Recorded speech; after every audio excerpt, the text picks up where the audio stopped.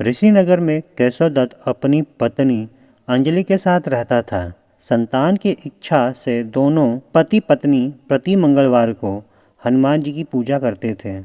वर्षों तक व्रत करने के बाद भी कुछ नहीं हुआ। कुछ दिनों के बाद केशव दत्त पूजा करने के लिए जंगल में चला गया। उसकी पत्नी अंजलि घर में मंगलवार का व्रत करने लगी।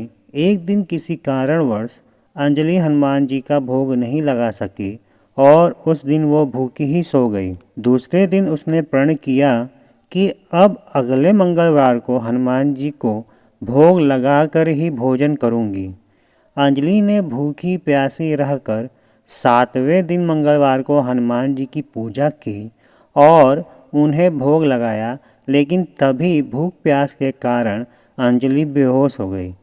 हनुमान जी ने उसे स्वप्न में दर्शन देते हुए कहा, उठो पुत्री, मैं तुम्हारी पूजा पाठ से बहुत प्रसन्न हूँ।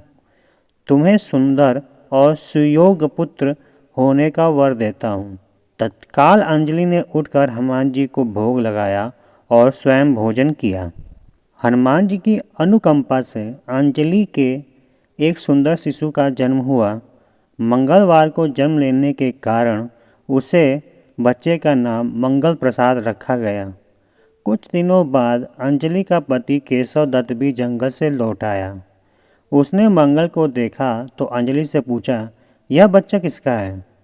अंजलि ने हनुमान जी के दर्शन देने और पुत्र होने का वरदान देने की सारी कथा सुना दी, लेकिन केशव दत्त को उसकी बात पर विश्वास नहीं हुआ और वह अंजलि पर शक करने लगा। केशव दत्त मंगल को मारना चाहता था। एक दिन केशव दत्त स्नान के लिए मंगल के साथ कुएं पर गया। केशव दत्त ने मौका देखकर मंगल को कुएं में फेंक दिया और घर आकर वह कह दिया कि मंगल मेरे साथ तो था ही नहीं। लेकिन तभी से पीछे से मंगल दौड़ता हुआ आ गया। केशव दत्त मंगल को देखकर बुरी तरह चौंक गया। उसी रात हनुमान जी ने केशव दत्त को स्वप्न में दर्शन देते हुए कहा, तुम दोनों के मंगलवार के व्रत के कारण से प्रसन्न होकर पुत्र जन्म का वर मैंने दिया था, फिर तुम अपनी पत्नी पर शक क्यों करते हो? उसी समय केशव दत्त ने अंजलि को जाकर उससे क्षमा मांगते हुए स्वप्न में हनुमान जी के दर्शन देने की सारी कहानी सुनाई। तब केशव दत्त ने अपने बेटों को हृदय से लगा लिया। उस दिन के बाद सभी आनंद पूर्वक रहने लगे। हमारे चैनल को सब्सक्राइब करें और वीडियो को लाइक एंड शेयर करें। Thanks for watching.